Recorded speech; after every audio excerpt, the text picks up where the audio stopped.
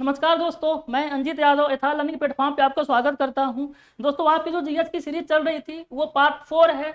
इसमें जैसे NTPC CBT 2 and group D और उसके साथ साथ एसएससी भी इसमें हमने इंक्लूड कर दिया है। जिन स्टूडेंट का एसएससी का भी आगे एग्जाम होने वाला है वो भी इस वीडियो को देख सकते हैं और उसका ज़्यादा से ज़्यादा लाभ उठा सकते हैं। दोस्तों, सबसे इम्पोर्टेंट बात है, अगर आपको वीडियो पसंद आ रही है तो प्लीज़ आप हमारी वीडियो को लाइक करिए, शेयर करिए एंड सब्सक्राइब करिए और इसके साथ साथ आप बेल आइकन को प्रेस ज़रूर करिए ताकि जो हमारी वीडियो है आपको टाइम टू टाइम मिलती रहे। आपको बहुत अच्छी लाइन नीचे दिखाई दे रही है, जितना है तो जिद करो। दोस्तों, ये बिल्कुल बात सही है। अगर जो हमारी मंजिल है, जो हमारा गोल है, हम बिना जिद के अपनी मंजिल या अपनी गोल को हम नहीं प्राप्त कर सकते, क्योंकि हमारे सामने बहुत सारी मुश्किलें आके खड़ी हो जाती हैं। अगर हमें अपने मंजिल के प्रति हमारी जिद रहेगी तभी हम उस मुश्किलों से पार पा सकते हैं और अपनी मंजिल पर पहुंच सकते हैं। क्योंकि अभी तक जितने लोगों ने भी अपने मंजिल पे मुकाम हासिल किया, अपने मंजिल को पाया है, कहीं ना कहीं उनको उनके अंदर अपने मंजिल को पाने की एक जिद थी। तो आप भी अपने अंदर जिद को लाइए और अपने टारगेट के प्रति पूरी तरीके से समर्पित हो जाइए, तो फिर ठीक है। इसी के साथ हम आगे बढ़ते हैं, अपने क्वेश्चन पे आते हैं। और जो हमारा पहला क्वेश्चन है, क्वेश्चन नंबर 1 है। इसमें क्वेश्चन है, लोकसभा की बैठक समाप्त की जा सकती है। इसमें ऑप्शन है स्थगन द्वारा, ऑप्शन बी है सत्रावसान द्वारा एंड ऑप्शन सी है विघटन द्वारा, ऑप्शन डी है उपरोक्त सभी। तो इसका अगर हम देखेंगे तो सही आंसर है, हो जाएगा ऑप्शन डी उपरोक्त सभी। क्योंकि आपको जो तीनों शब्द दिखाई दे रहे हैं ये तीनों ही लोकसभा के बैठक के समाप्त करने से ही संबंधित हैं। जैसे स्थगन द्वारा, सत्रावसान द्वारा और विघटन द्वारा, हम इन तीनों के द्वारा ही लोकसभा की बैठक को समाप्त कर सकते हैं। ठीक है, और हम अपने नेक्स्ट क्वेश्चन पे आगे बढ़ेंगे। और जो हमारा नेक्स्ट क्वेश्चन है, निम्नलिखित में से किसने एक तरफ संस्कृत मुद्रा लेख के चांदी के सिक्के निर्मित किए? बहुत ही प्यारा क्वेश्चन है दोस्तों।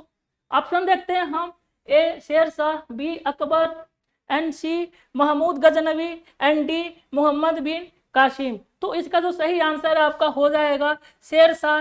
ये शेरशाह सूरी ही था जिसने चांदी के सिक्के जारी किए थे।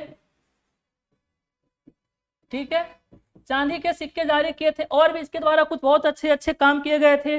जैसे अगर हम बात करें तो पोस्ट ऑफिस है, पोस्ट ऑफिस की इसने शुरुआत करी थी।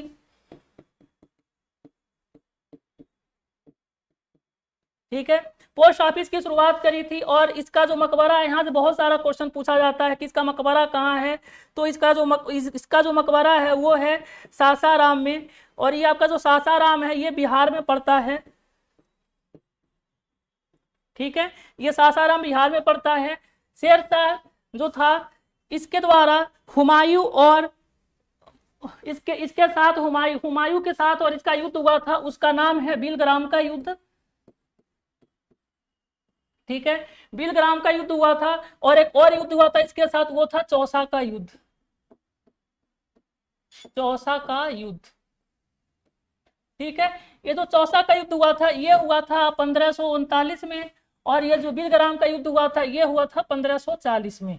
ये दोनों युद्ध आपको दिखाई दे रहा है, चौसा का युद्ध और बिलग्राम का युद्ध, ये दोनों युद्ध शेरशाह और हुमायूं के बीच हुआ था। और इन दोनों युद्ध में शेरशाह की जीत हुई थी। ठीक है, तो यहाँ से बहुत ही इंपॉर्टेंट फैक्ट निकला हमारा शेरशाह से। अगर हम बात करें अकबर की, अकबर से ही बहुत ही महत्वपूर्ण क्वेश्चन निकल के आते हैं। पहले तो अकबर के द्वारा सबसे अच्छा क्वेश्चन ये निकल के आता है कि मुगल वंश का वो कौन सा शासक था जिसके द्वारा जजिया कर को समाप्त कर दिया गया था। तो जो जजिया कर था, ठीक है, जजिया जो कर था इसके द्वारा समाप्त किया गया था कब? 1663 ईस्वी में जजिया कर को समाप्त किया गया था। ठीक है, 1663 ईस्वी में जजिया कर को समाप्त किया गया था। और उसके बाद अकबर के द्वारा ही अगर हम देखें तो दीन ए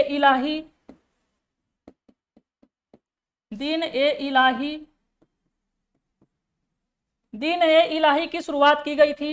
ये कब की गई थी? ये की गई थी 1682 ईस्वी में। ठीक है, 1682 ईस्वी में दीन इलाही की शुरुआत की गई थी। तो अकबर के द्वारा ये दो महत्वपूर्ण फैक्ट हैं।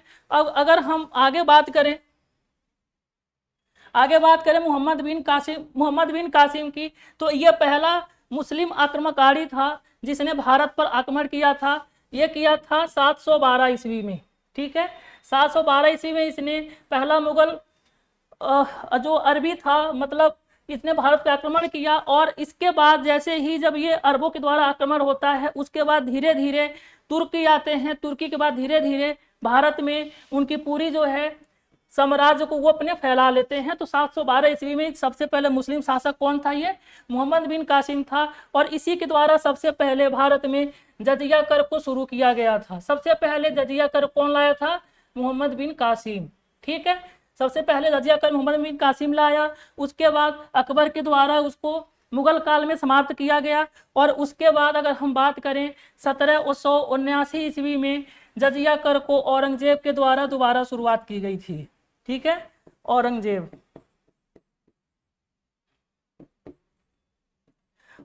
के द्वारा शुरुआत की गई थी जजिया कर की 1779 ईस्वी में।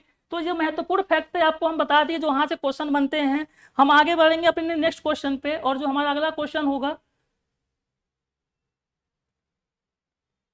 क्वेश्चन है 3, बारमूडा त्रिभुज अवस्थित है दक्षिण अटलांटिक महासागर में, एंड बी है उत्तरी प्रशांत महासागर में। उसके बाद सी है दक्षिणी प्रशांत महासागर में, एंड डी है उत्तरी अटलांटिक महासागर में। तो ये आपका क्वेश्चन है, और इसका सीधा सीधा आंसर सही है, हो जाएगा ऑप्शन डी, उत्तरी अटलांटिक महासागर में। ठीक है, अब नेक्स्ट क्वेश्चन पे बढ़ते हैं अपने। हमारा अगला क्वेश्चन है क्वेश्चन नंबर 4।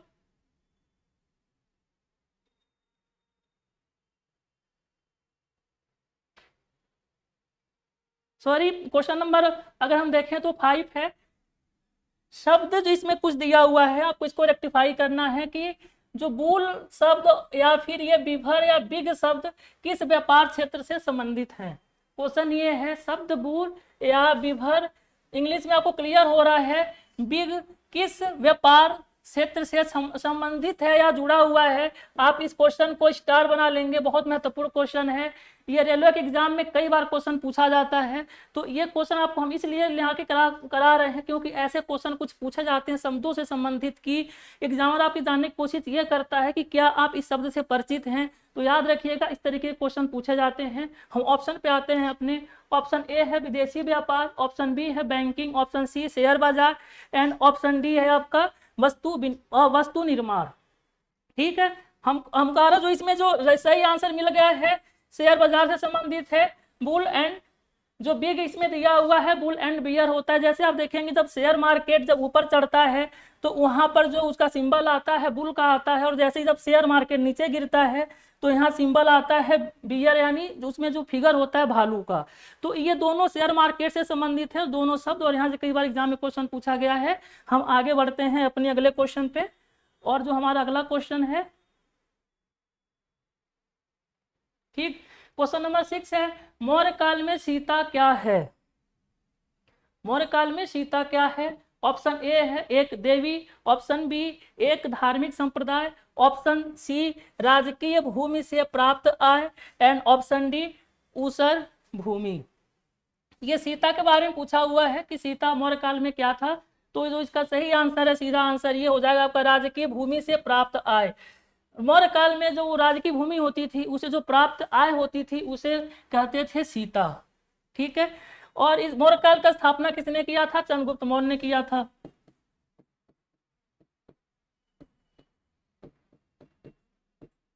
मौर्य काल की स्थापना किसने किया था? चंद्रगुप्त मौर्य ने किया था। और इसी मौर्य काल की स्थापना अगर हम देखें तो इसमें कुछ और फैक्ट निकल के आते हैं। जैसे अगर हम बात करें चंद्रगुप्त मौर्य का गुरु कौन था, तो हम मान सकते हैं किसको? चाणक्य को, क्योंकि चाणक्य द्वारा चंद्रगुप्त मौर्य को पूरी तरीके से शिक्षा दीक्षा दी जाती है, और इसे एक बड़ा सम्राट बनाने में चाणक्य का पूरा योगदान होता है। चाणक्य को हम एक और नाम से जानते हैं, इसका नाम है विष्णुगुप्त। ठीक है, चाणक्य का एक और नाम है विष्णुगुप्त। इसके द्वारा चाणक्य के द्वारा एक पुस्तक लिखी गई, उसका नाम है अर्थशास्त्र।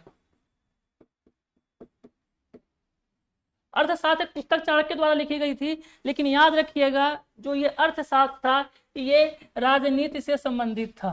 ठीक है, किससे संबंधित था? राजनीति से संबंधित था ये अर्थशास्त्र। और अगर हम बात करें आगे तो ये जो आपका इंपॉर्टेंट क्वेश्चन यहाँ से निकलता है कि चाणक्य का दूसरा नाम क्या था? विष्णुगुप्त। मौर्य काल की स्थापना किसके द्वारा किया गया था? चंद्रगुप्त मौर्य के द्वारा। इसमें जो इंपॉर्टेंट फैक्ट है जो पूछा गया है क्वेश्चन में कि सीता क्या है? राज की भूमि से प्राप्त आय। और चाणक्य के द्वारा जो पुस्तक लिखी गई थी वो किस पर आधारित थी? तो राजनीति सब पर आधारित थी। और इसके द्वारा जो लिखी गई पुस्तक थी वो था अर्थशास्त्र। ठीक है, अब हम नेक्स्ट क्वेश्चन पे अपने बढ़ेंगे आगे। और जो हमारा नेक्स्ट क्वेश्चन है, क्वेश्चन नंबर 7 है, प्रथम भारतीय उपग्रह आर्यभट्ट किस वर्ष अंतरिक्ष में स्थापित किया गया था? प्रथम भारतीय उपग्रह आर्यभट्ट किस वर्ष अंतरिक्ष में स्थापित किया गया था? तो उसका जो टाइम पीरियड है दिया हुआ है, ऑप्शन ए है 1972, option B 1975, option C 1977 and option D 1979। तो इसका सही आंसर है आपका 1975 यानी 1975। 1975 में जो अपना पहला भारतीय स्वदेशी आर्यभट्ट जो उपग्रह है ये अंतरिक्ष में स्थापित किया गया था। अब उसके बाद हम अपने नेक्स्ट क्वेश्चन पे बढ़ेंगे। और जो हमारा नेक्स्ट क्वेश्चन है आगे, क्वेश्चन नंबर 8 है, सामुदायिक विकास कार्यक्रम का प्रारंभ किस वर्ष किया गया था? ठीक है, सामुदायिक विकास कार्यक्रम जो है प्रारंभ किस वर्ष किया गया? आपके सामने ऑप्शन दिखाई दे रहा है, option A 1950, option B 1951, option C 1952, option D 1953।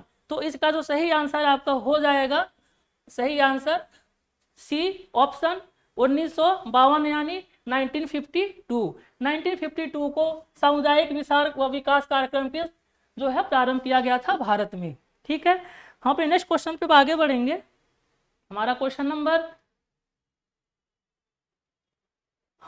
9। Question number 9 क्या है देखते हैं। बच्चों में प्रोटीन की न्यूनता के कारण कौन सा रोग होता है? प्रोटीन के बारे में पूछा हुआ है कि बच्चों में न्यूनता के कारण कौन सा रोग होता है। ऑप्शन देखते हैं। ऑप्शन ए में लिखा है मरासमस, ऑप्शन बी में है पेलाग्रा, ऑप्शन सी है बेरी एंड ऑप्शन डी है रिकेट्स। अगर हम बात करें जो इसमें सही आंसर है ऑप्शन ए हो जाएगा आपका मरासमस, क्योंकि ये बच्चों में जो मरासमस रोग है प्रोटीन की कमी के कारण होता है। और प्रोटीन की कमी के कारण एक और रोग होता है, उसका नाम है क्विवाशियोरकर।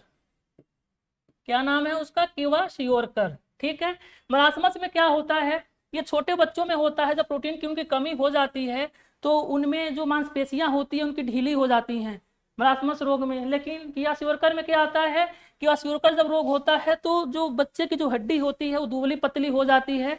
और ये दोनों रोग बच्चों के लिए बेहद ही खतरनाक होते हैं, इससे उनके पूरे शरीर का विकास नहीं हो पाता। तो प्रोटीन की कमी से 2 रोग, क्विवाशियोरकर और मरासमस।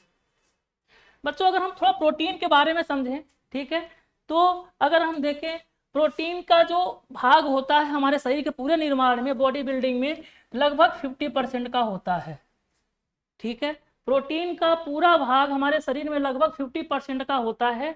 ठीक है, और इसके जो 2 रोग हैं आपको पता चल गया। हम प्रोटीन की बात करें तो प्रोटीन का निर्माण 20 अमीनो अम्ल से मिलकर बनता है। ठीक है, 20 अमीनो अम्ल।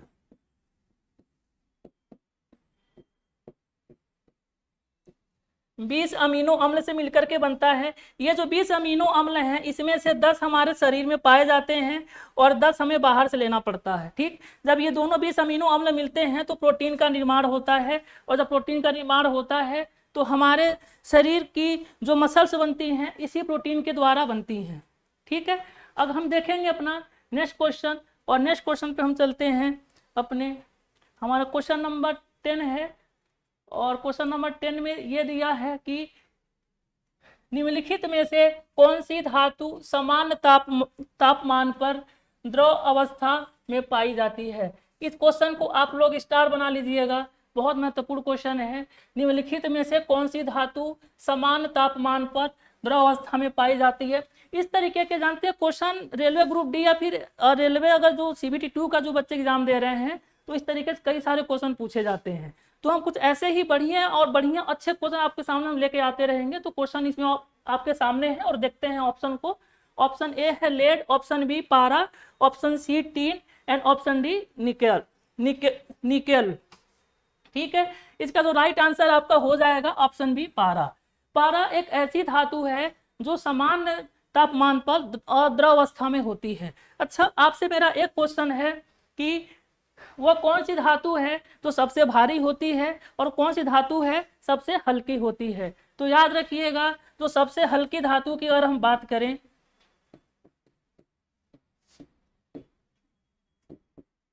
सबसे हल्की अगर धातु की हम बात करें तो वो हो जाएगा आपका लिथियम, ठीक है। लिथियम की सबसे हल्की धातु होती है। और भारी धातु की अगर हम बात करें सबसे, तो आपकी भारी धातु हो जाएगा ऑस्मियम।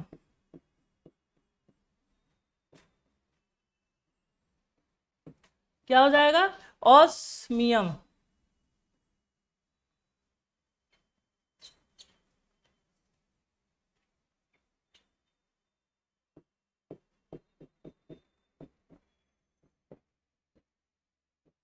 ठीक है बच्चों, सबसे हल्की धातु कौन हो गई? लिथियम। और सबसे भारी धातु ऑस्मियम। ये दोनों एग्जाम में कई बार पूछे गए हैं, तो आपको यहाँ से दो इंपॉर्टेंट फैक्ट जानने को मिल गए। अब हम अपने नेक्स्ट क्वेश्चन पे बढ़ेंगे और हमारा जो अगला क्वेश्चन है वो हो जाएगा क्वेश्चन नंबर 11, ठीक है।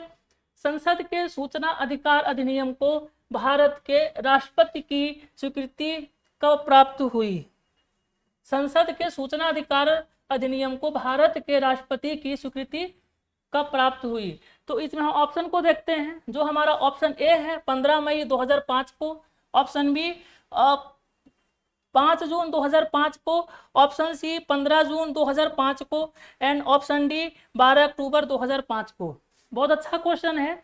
अगर हम इसका सही आंसर देखें तो हमारा हो जाएगा ऑप्शन डी। सही आंसर हमारा क्या है? 12 अक्टूबर 2005 को।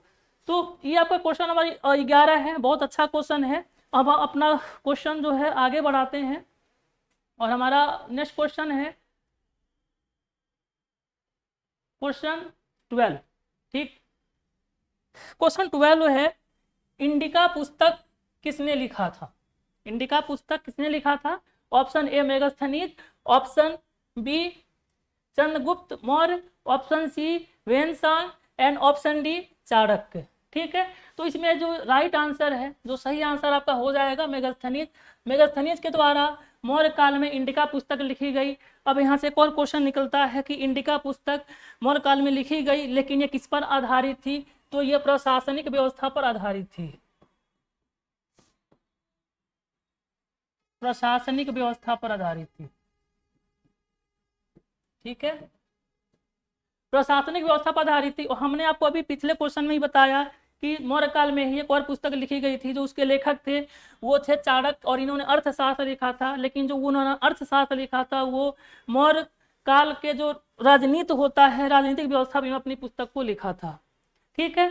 तो इसके इस तरीके से आपको ये अच्छे क्वेश्चन हैं, आप लोग इसको अच्छे से देखिए, क्योंकि आपके एग्जाम में आज के टाइम में इतिहास में मतलब मान के चलिए जो आपका प्राचीन इतिहास है वहाँ से लेकर के और आपका जो मॉडर्न हिस्ट्री यानी आधुनिक इतिहास है, इन जो बीच है, इस बीच में बहुत सारी पुस्तकें लिखी गई और इसमें जो इंपॉर्टेंट पुस्तकें हैं वो आपके एग्जाम में पूछे जाते हैं, ठीक है। और हम नेक्स्ट क्वेश्चन पे आगे बढ़ेंगे और हमारा अगला क्वेश्चन है 13, निम्नलिखित नदियों में से किसका उद्गम भारत में नहीं है? निम्नलिखित नदियों में से किसका उद्गम भारत में नहीं है? इस क्वेश्चन को भी आप लोग इंपॉर्टेंट कर लीजिएगा, स्टार लगा लीजिएगा, क्योंकि कई बार यहाँ से क्वेश्चन निकल के आते हैं। ये पूछते हैं कि कौन सी नदी भारत के बाहर से है निकली हुई है, तो यहाँ से आपको हम क्वेश्चन कराते हैं। ऑप्शन ए है Sutlej, option B Ravi, option C Chenab and option D है ब्यास। तो अगर हम बात करें तो सही आंसर है आपका हो जाएगा सतलज नदी है। सतलज नदी कहाँ से निकलती है? आपका जो तिब्बत है, तिब्बत के जो मानसरोवर जो झील है, मानसरोवर झील से ये निकलती है, ठीक है। मानसरोवर झील से ये निकलती है और सतलज नदी, और इसी के साथ सतलज के साथ साथ अगर हम बात करें सिंधु नदी की, सिंधु नदी और सिंधु नदी के साथ हम बात करें ब्रह्मपुत्र नदी की, तो ब्रह्म जो पुत्र नदी है वो भी जो ये मानसरोवर झील है तिब्बत का, वहीं से निकलती है। यानी मानसरोवर झील से आपको 3 नदियां जानने को मिली, कौन कौन? सतलुज नदी, सिंधु नदी और ब्रह्मपुत्र नदी। ये तीनों नदियां तिब्बत के मानसरोवर झील से निकलती हैं। ठीक है, और अपने नेक्स्ट क्वेश्चन पे आगे बढ़ते हैं। और जो हमारा अगला क्वेश्चन है, प्रकृति में सर्वाधिक प्रचुरता से पाया जाने वाला कार्बनिक यौगिक है।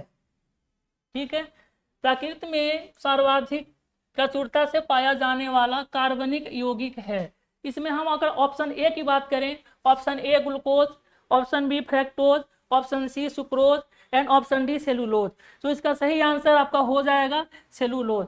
बच्चों अगर हम फ्रैक्टोज की बात करें तो फ्रैक्टोज का क्वेश्चन निकल के आता है कि पके हुए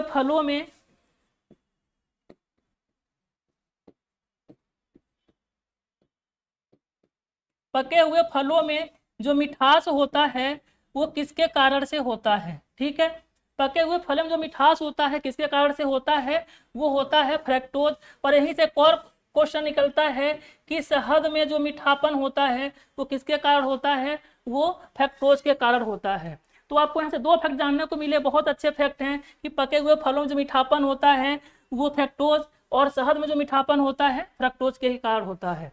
आपका ये हम बात करें अगर option A, option B, option C, ये जो तीनों जो ऑप्शन है ये किसके प्रकार हैं? कार्बोहाइड्रेट के। ग्लूकोज, फ्रैक्टोज एंड सुक्रोज ये कार्बोहाइड्रेट होते हैं। ठीक, आपका जो सही आंसर इसका है सेलुलोज। ये एक प्रकार का रेशा होता है जो पौधों से प्राप्त किया जाता है। तो हम सेलुलोज को हम प्राकृतिक रेशा भी बोल सकते हैं, और ये प्रचुर मात्रा में पाए जाते हैं।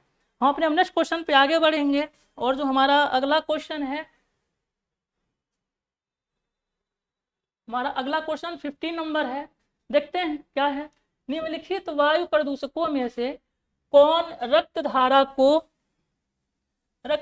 को दुष्प्रभावित कर मौत उत्पन्न कर सकता है? इस क्वेश्चन को भी आप लोग स्टार बना लेंगे। ऑप्शन देखते हैं। ऑप्शन ए एस्बेस्टॉस धूल, option B cadmium, option C lead, option D carbon monoxide. तो इसका सही आंसर हो जाएगा ये आपका कार्बन मोनोऑक्साइड। ठीक है, क्योंकि जो कार्बन मोनोऑक्साइड है ये क्या करता है, हमारे शरीर में जो ब्लड है उस ब्लड में हीमोग्लोबिन पाया जाता है। हीमोग्लोबिन पाया जाता है। ठीक है, हीमोग्लोबिन पाया जाता है।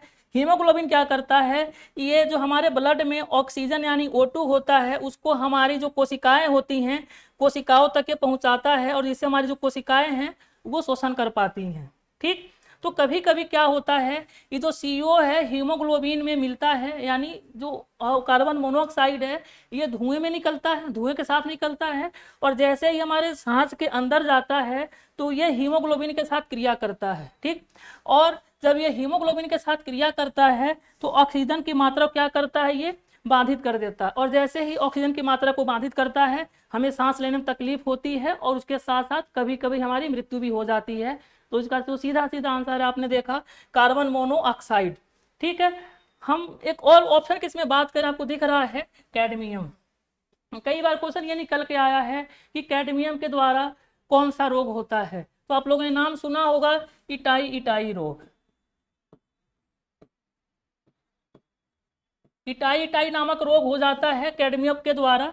ठीक है, कैडमियम जैसे मान लीजिए हम पानी पीते हैं, अगर पानी में कैडमियम की मात्रा अधिक हो जाती है तो इटाई नामक रोग हो जाता है। इटाई रोग में क्या होता है, जैसे ये पैर से संबंधित रोग होता है, हड्डियों में हमारे क्या कहते हैं जकड़न आ जाती है, और भी इससे बहुत सारी समस्याएं होती हैं। तो आपसे सीधा क्वेश्चन यहाँ से पूछता है कि कैडमियम के द्वारा किस प्रकार का रोग होता है, तो इटाई रोग हो जाता है। ठीक, हम आगे बढ़ते हैं अपने नेक्स्ट क्वेश्चन पे। और हमारा अगला क्वेश्चन है, हाँ, क्वेश्चन नंबर 16 है। अम्ल वर्षा अम्ल वर्षा निम्नांकित द्वारा वायु प्रदूषण का एक कारण है। अम्ल वर्षा निम्नांकित द्वारा वायु प्रदूषण का एक कारण है। ऑप्शन ए देखते हैं, कार्बन डाइऑक्साइड। ऑप्शन बी है कार्बन मोनोऑक्साइड। ऑप्शन सी है मेथेन। एंड ऑप्शन डी है नाइट्रस ऑक्साइड एवं सल्फर डाइऑक्साइड।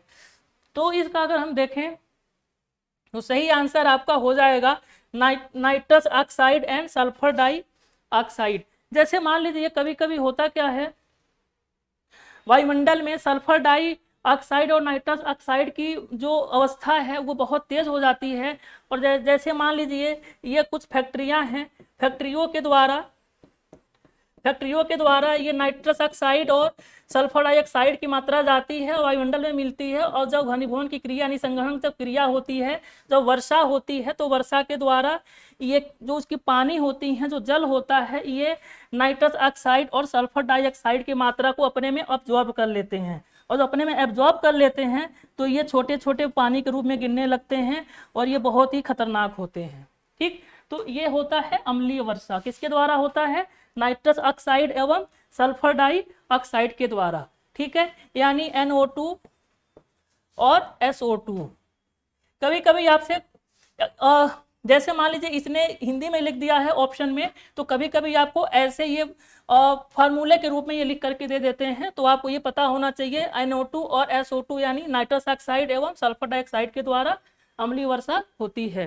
ठीक है, हम आगे बढ़ते हैं अपने नेक्स्ट क्वेश्चन पे। और जो हमारा अगला क्वेश्चन है, क्वेश्चन नंबर 17, राष्ट्रपति भवन को किसके द्वारा डिजाइन किया गया था?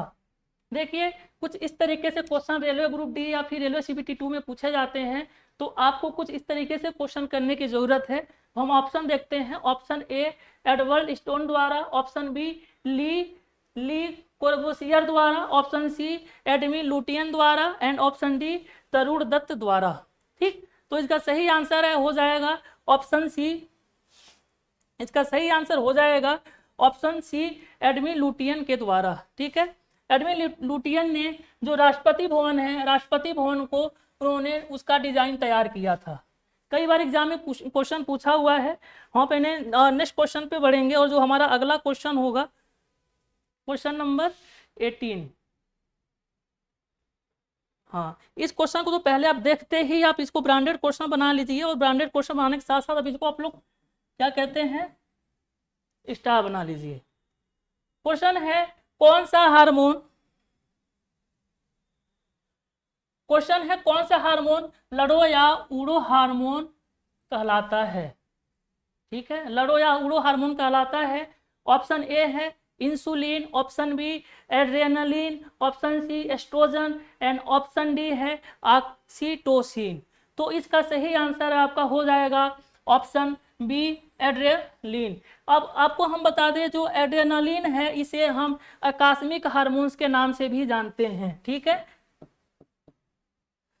आकस्मिक हार्मोन्स के नाम से भी इसे हम जानते हैं। क्यों? जैसे मान लीजिए कभी कभी अगर हमारे सामने कोई हमारी खराब परिस्थिति होती है, तो हमें एक बिल्कुल तुरंत डिसीजन लेना होता है, और वो तुरंत जो डिसीजन हमारा है इसी हार्मोन्स के द्वारा आता है हमारे माइंड में। उसका नाम क्या है? Adrenaline hormone. ठीक है, और इसीलिए इसी हार्मोन्स को हम लड़ो या उड़ो हार्मोन्स कहते हैं। ठीक, अब थोड़ा अगर हम ऑप्शन को चेक करें, इंसुलिन के बारे में हमने बताया हुआ है कि जो इंसुलिन है, इंसुलिन भी एक प्रकार का हार्मोन है, और ये अग्न्याशय ग्रंथि के द्वारा स्रावित होता है। ये हमारे शरीर में ग्लूकोज की मात्रा को क्या करता है? नियंत्रण करता है। ठीक, और ये जो इंसुलिन स्रावित होता है अग्न्याशय ग्रंथि के द्वारा, ये बीटा कोशिका के द्वारा स्रावित होता है। ठीक है, हम ऑप्शन सी को देखें। ऑप्शन सी भी एक हार्मोन है एस्ट्रोजन। ये जो हार्मोन है ये फीमेल में होता है। ठीक, जो एस्ट्रोजन हार्मोन है ये फीमेल में होता है। कई बार क्वेश्चन पूछा हुआ है कि एस्ट्रोजन किस प्रकार का हार्मोन्स है, जैसे पुरुष हार्मोन्स या फीमेल हार्मोन्स, तो याद रखिएगा जो एस्ट्रोजन है ये फीमेल हार्मोन्स होता है। ऑक्सीटोसिन की हम बात करें तो ऑक्सीटोसिन को हम दुग्ध हार्मोन्स भी कह सकते हैं, क्योंकि जब बच्चे का जन्म होता है तो उसके लिए दूध की फीडिंग कराने के लिए माँ के अंदर ऑक्सीटोसिन के द्वारा ही दूध को दुग्ध ग्रंथियों के द्वारा श्रवण किया जाता है, जिससे बच्चे की दूध की फीडिंग हो पाती है। तो ये चारों ऑप्शन आपको क्लियर हो गए। हम अपने नेक्स्ट क्वेश्चन पे बढ़ेंगे और हमारा अगला क्वेश्चन है क्वेश्चन नंबर 19 है, नेपानगर जिस उद्योग के लिए जाना जाता है वह है। नेपानगर, ठीक है, नेपानगर जिस उद्योग के लिए जाना जाता है वह है, ऑप्शन देखते हैं। ऑप्शन ए अखबारी कागज, ऑप्शन बी है सीमेंट, ऑप्शन सी उर्वरक एंड ऑप्शन डी हथकरघा। तो इसका सही आंसर हो जाएगा आपका ऑप्शन ए अखबारी कागज। नेपानगर, यहाँ से कई बार क्वेश्चन पूछता है किसके लिए प्रसिद्ध है, तो वो अखबारी कागज के लिए प्रसिद्ध है। नेपानगर कहाँ है, एमपी में, ठीक है, नेपानगर एमपी में है। और यहीं से आपका और बहुत सारे ऐसे क्वेश्चन निकलते हैं, जैसे मान लीजिए ये क्वेश्चन पूछा जाता है कि मकराना, मकराना किसके लिए प्रसिद्ध है, तो यह संगमरमर के लिए प्रसिद्ध है, ठीक, मकराना संगमरमर के लिए प्रसिद्ध है। और मकराना कहाँ है, राजस्थान में, ठीक है, मकराना राजस्थान में है। ऐसे ही खेतड़ी के बारे में पूछता है, ठीक है, खेतड़ी किसके लिए प्रसिद्ध है, तांबे के लिए, ठीक है, खेतड़ी तांबा के लिए प्रसिद्ध है। और खेतड़ी कहाँ है, ये भी राजस्थान में है, यानी मकराना और खेतड़ी दोनों राजस्थान में है। नेपानगर कहाँ है, मध्य प्रदेश में है। तो आपके 3 फैक्ट बहुत अच्छे हैं, इसको आप लोग नोट डाउन कर लीजिए। हम आगे बढ़ते हैं अपने नेक्स्ट क्वेश्चन पे और हमारा क्वेश्चन है क्वेश्चन नंबर है 20 को देखते हैं। 20वां क्वेश्चन हमारा है गिल्ट एल्ड बाजार किससे संबंधित है। तो ऑप्शन है, ऑप्शन ए कटे फटे पुराने करेंसी नोट, ऑप्शन बी सोना चांदी से, ऑप्शन सी सरकारी प्रतिभूतियों से एंड ऑप्शन डी निगम ऋण पत्र से। तो इसका जो सही आंसर हो जाएगा ऑप्शन बी सोना चांदी से संबंधित है, गिल्ट एंड बाजार, ठीक है। हम अपने नेक्स्ट क्वेश्चन पे बढ़ेंगे और हमारा अगला क्वेश्चन क्वेश्चन नंबर 21 है, वह कौन सी तिथि है, वह कौन सी तिथि है जब दोनों गोलार्धों में दिन रात और बराबर होते हैं। तो अगर हम ऑप्शन की बात करें, ऑप्शन ए है 21 जून को, ऑप्शन बी 22 दिसंबर को, ऑप्शन सी 21 मार्च और 23 सितंबर को, ऑप्शन डी 21 और 22 दिसंबर को। तो इसका सही आंसर आपका हो जाएगा ऑप्शन सी हो जाएगा 21 मार्च और 23 सितंबर को। हम नेक्स्ट क्वेश्चन पे आते हैं और हमारा अगला क्वेश्चन, ठीक, जो हमारा अगला क्वेश्चन है 22, इनमें से कौन कोलाइट नहीं है, इनमें से कौन कोलाइट नहीं है। ऑप्शन ए दूध, ऑप्शन बी खून, option C ice cream and option D शहद। तो इसका सही आंसर है आपका हो जाएगा ऑप्शन सी है आइसक्रीम। आइसक्रीम कोलाइट नहीं है, लेकिन इसके अलावा अगर हम बात करें option A and option B and option D की, तो दूध की बात करें या खून की बात करें या शहद की बात करें, ये तीनों कोलाइट के उदाहरण हैं, लेकिन आइसक्रीम कोलाइट का उदाहरण नहीं है। हम थोड़ा कोलाइट को समझते हैं कि कोलाइट क्या होते हैं, ठीक है। कोलाइट जैसे मान लीजिए कुछ ऐसे पदार्थ होते हैं जिनके छोटे छोटे कण होते हैं, और वो छोटे छोटे कण हम चाहे छन्नी या छन्नी पात्र के द्वारा जब हम छानते हैं तो वो छन्नी पात्र के द्वारा वो नीचे गिर जाएं। जैसे मान लीजिए अगर हम ये छन्नी की बात करें, इसमें अगर दूध के जो छोटे छोटे कण हैं, ये छोटे छोटे कण ये छन्नी पात्र के द्वारा ये नीचे आ जाते हैं, इसमें एक भी कण नहीं बचता है, वो जो पदार्थ होते हैं कोलाइड कहलाते हैं, ठीक। अगर हम बात करें इसमें दूध की, तो दूध एक कोलाइड है, क्योंकि अगर आप दूध को छन्नी पात्र में छानेंगे तो वो सारे जो उसके कण हैं दूध के नीचे आ जाएंगे छन्नी पात्र के। अगर हम खून की बात करें यानी रक्त की यानी ब्लड की बात करें तो भी छन्नी पात्र के नीचे आ जाएंगे। हम शहद की बात करें तो भी छन्नी पात्र के नीचे आ जाएंगे। तो इसमें बचेगा क्या, ऑप्शन सी आपका आइसक्रीम, इसीलिए आइसक्रीम क्या है आपका कोलाइड का उदाहरण नहीं है, ठीक है। अब हम नेक्स्ट क्वेश्चन पे आते हैं और हमारा अगला क्वेश्चन है क्वेश्चन नंबर 23, क्या है देखते हैं। ब्लैक होल के सिद्धांत को किसने प्रतिपादित किया था, ठीक है। ब्लैक होल के सिद्धांत को किसने प्रतिपादित किया था। अगर इसका सही आंसर आप देखेंगे तो पहले ऑप्शन देखते हैं। ऑप्शन ए सीवी रमन ने, option B H J Bhabha ने and option C S Chandrasekhar ने एंड ऑप्शन डी है एच खुराना ने। तो इसका सही आंसर है ऑप्शन आपका सी हो जाएगा, एस चंद्रशेखर ने। ठीक है, अगर हम बात करें ब्लैक होल की, तो ब्लैक होल क्या होता है, मान लीजिए आपका ये स्पेस है, ठीक है, स्पेस में सपोज करिए ये आपका सन है, ये आपका स्पेस में सन है। ठीक, हम ब्रश चेंज कर लेते हैं और जब हम ब्रश चेंज करके हम देखेंगे इसको, ठीक है, ये आपका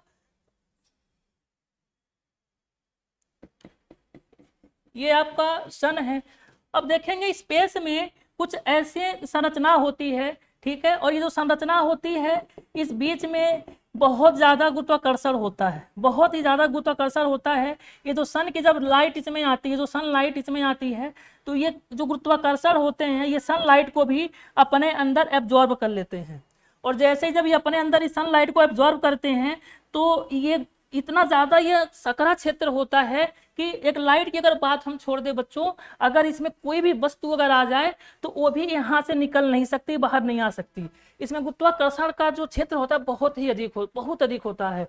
और इसी वजह से ये क्या करते हैं, जो गुरुत्वाकर्षण होते हैं, प्रकाश जब यहाँ पर गुजरता है एब्जॉर्ब कर लेते हैं और प्रकाश को इस पार नहीं आने देते। ठीक, प्रकाश इस पार नहीं आ पाता और ये जो बीच वाला जो हिस्सा है, ये बीच वाला हिस्सा ये बिल्कुल डार्क हो जाता है। और डार्क हो जाने के कारण इसीलिए इसको हम इसका नाम दिए हैं ब्लैक होल। क्लियर हुआ? ब्लैक होल क्या होता है, इस एक बार आपको बता दें, यहीं से एक बार यूपीएससी के प्री में क्वेश्चन पूछा हुआ था वो 2019 में कि ये जो ब्लैक होल होता है, ब्लैक होल में उसमें किस प्रकार का बल पाया जाता है, या फिर उसमें जो अगर कोई वस्तु आती है तो वो वापस बाहर क्यों नहीं आ पाती। तो इसका सीधा सीधा आंसर ये था कि गुरुत्वाकर्षण के कारण वस्तु यहीं पर सीमित हो जाती है और बाहर नहीं आ पाती। जैसे सनलाइट की बात करें तो वो भी बाहर नहीं आ पाते, और इसी वजह से इसमें जो इसका जो बीच वाला जो हिस्सा होता है पूरा डार्क हो जाता है और इसे हम ब्लैक होल का नाम देते हैं। ठीक, इसी सिद्धांत किसने प्रतिपादित किया था, एस चंद्रशेखर ने। ठीक है, और हम अपने नेक्स्ट क्वेश्चन पे आगे बढ़ेंगे और जो हमारा अगला क्वेश्चन होगा, क्वेश्चन नंबर है हमारा 24। क्वेश्चन है किस शारीरिक प्रक्रम से थ्राम्बीन का संबंध है। ठीक है, किस शारीरिक प्रक्रम से थ्राम्बीन का संबंध है। ऑप्शन ए है उत्सर्जन से, ऑप्शन बी है रक्त एवं जमाव से, ऑप्शन सी प्रजनन से, ऑप्शन डी वृद्धि से। तो इसका सही आंसर आपका हो जाएगा रक्त जमाव से। ठीक है, सही आंसर बी हो जाएगा रक्त जमाव से।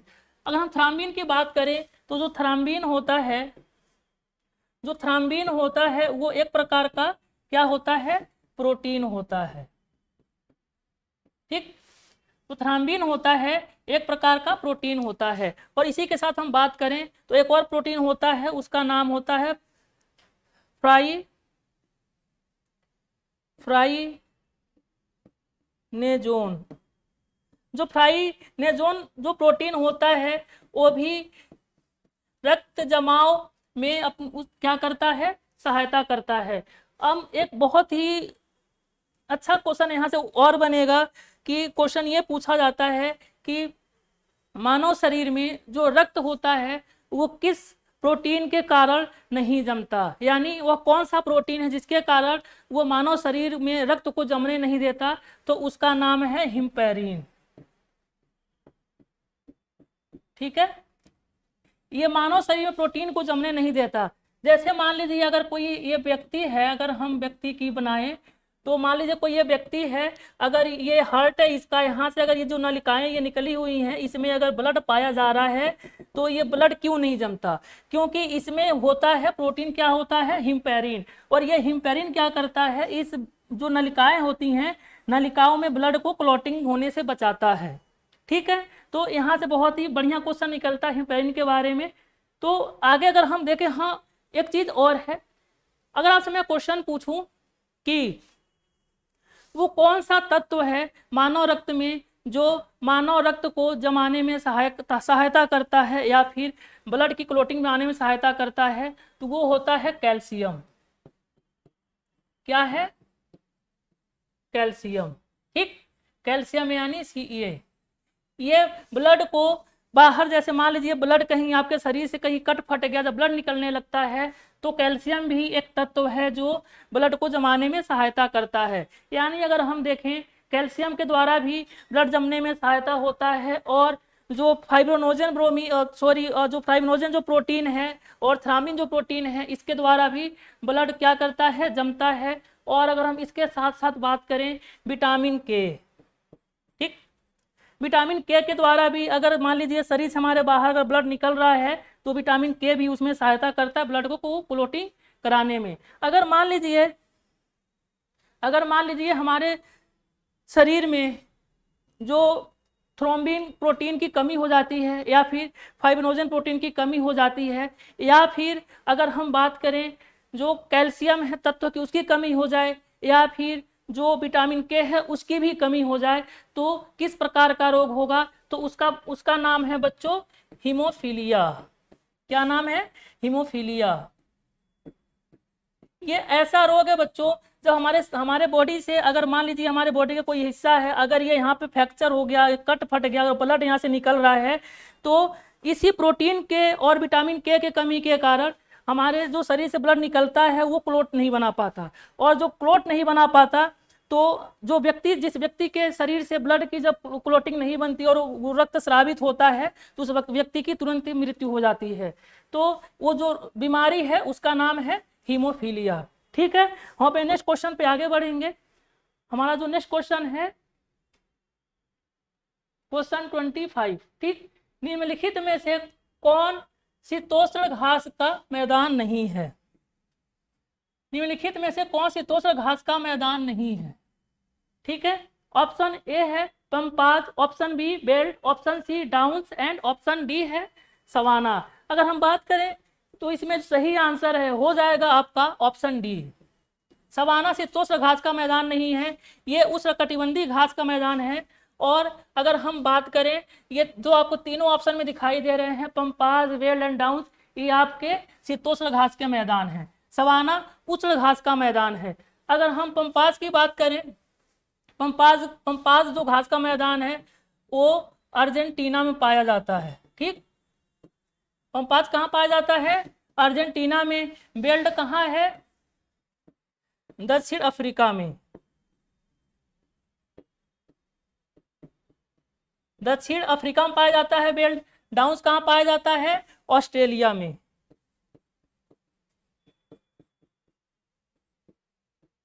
ठीक है, समझ गए आप? अर्जेंटीना में पंपास पाया जाता है, दक्षिण अफ्रीका में बेल्ट पाया जाता है, एंड ऑस्ट्रेलिया में डाउन्स पाया जाता है। ठीक, सवाना कहाँ पाया जाता है? ये अफ्रीका में पाया जाता है। ठीक है, सवाना भी अफ्रीका में पाया जाता है, और दक्षिण अफ्रीका में कौन पाया जाता है? वेल्ड। ठीक, डाउन्स ऑस्ट्रेलिया में। ठीक, तो ये आपके चारों घास के मैदान थे, यहाँ से कंफर्म हो गए आपको। अब हम आगे बढ़ेंगे अपने नेक्स्ट क्वेश्चन पे, और हमारा अगला क्वेश्चन है क्वेश्चन नंबर 16 है 10 डिग्री चैनल पृथक करता है। 10 डिग्री चैनल पृथक करता है, किसको पृथक करता है? ऑप्शन देखते हैं। ऑप्शन ए अंडमान को निकोबार द्वीप से, ऑप्शन बी अंडमान को म्यांमार से, ऑप्शन सी भारत को श्रीलंका से, एंड ऑप्शन डी लक्षद्वीप को मालदीव से। तो इसका सही आंसर आपका हो जाएगा ऑप्शन ए, अंडमान को निकोबार से 10 डिग्री चैनल अलग करता है। अब मैं क्वेश्चन पूछ रहा हूं 8 डिग्री चैनल किसको अलग करता है? ठीक है, 8 डिग्री चैनल किसको अलग करता है? तो ये आपको करता है मालदीव को, ये करता है आपका मालदीव को, किससे? मिलिकाय से। ठीक है, मालदीव को मिलिकाय से अलग करता है। तो ये आपका कौन डिग्री चैनल है? 8 डिग्री चैनल। ठीक, हम अपने नेक्स्ट क्वेश्चन पे आगे बढ़ते हैं, और हमारा अगला क्वेश्चन क्वेश्चन नंबर 27। फोटोग्राफी में कौन सा अम्ल का प्रयोग किया जाता है? फोटोग्राफी में कौन सा अम्ल का प्रयोग किया जाता है? ऑप्शन ए फार्मिक अम्ल, ऑप्शन बी ऑक्जेलिक अम्ल, ऑप्शन सी साइट्रिक अम्ल, एंड ऑप्शन डी एसिटिक अम्ल। तो इसका अगर हम सही आंसर की हम बात करें तो हो जाएगा ऑप्शन बी ऑक्जेलिक अम्ल। ठीक है, हम फार्मिक अम्ल की बात करें, फार्मिक अम्ल किसमें पाया जाता है? ये पाया जाता है चींटी में। ठीक है, चींटी के जो डंक होते हैं उसमें फार्मिक अम्ल पाया जाता है। ठीक है, अगर हम साइट्रिक अम्ल की बात करें, साइट्रिक अम्ल जो खट्टे पदार्थ होते हैं, जैसे अगर हम बात करें नींबू की, तो नींबू में जो अम्ल होता है वो होता है साइट्रिक अम्ल। साइट्रिक अम्ल सबसे ज्यादा किसमें पाया जाता है? आंवला में। किसमें? आंवला में। ठीक है, सबसे ज्यादा साइट्रिक जो अम्ल होता है आंवला में पाया जाता है। एसिटिक अम्ल किसमें पाया जाता है? सिरका में। किसमें? सिरका में। ठीक है, ये चारों आपके क्लियर हो गए। फोटोग्राफी में अम्ल का प्रयोग होता है ऑक्जेलिक अम्ल। ठीक है, फार्मिक अम्ल चींटी में पाया जाता है, साइट्रिक अम्ल नींबू में, और सबसे ज्यादा किसमें पाया जाता है? आंवले में। उसके बाद एसिटिक अम्ल किसमें पाया जाता है? सिरका में। ठीक है, हम अपने नेक्स्ट क्वेश्चन पे आगे बढ़ते हैं, और हमारा क्वेश्चन नंबर है 28। क्या है 28 क्वेश्चन नंबर? क्वेश्चन नंबर 28 है, हंटर कमीशन रिपोर्ट में किसके विकास पर विशेष जोर दिया गया था?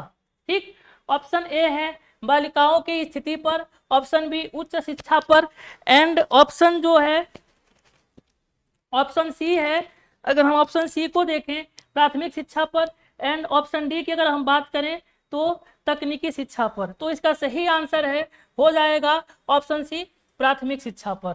ठीक है, अगर हम हंटर कमीशन की बात करें तो हंटर कमीशन लॉर्ड कॉर्नवालिस के द्वारा लाया गया था।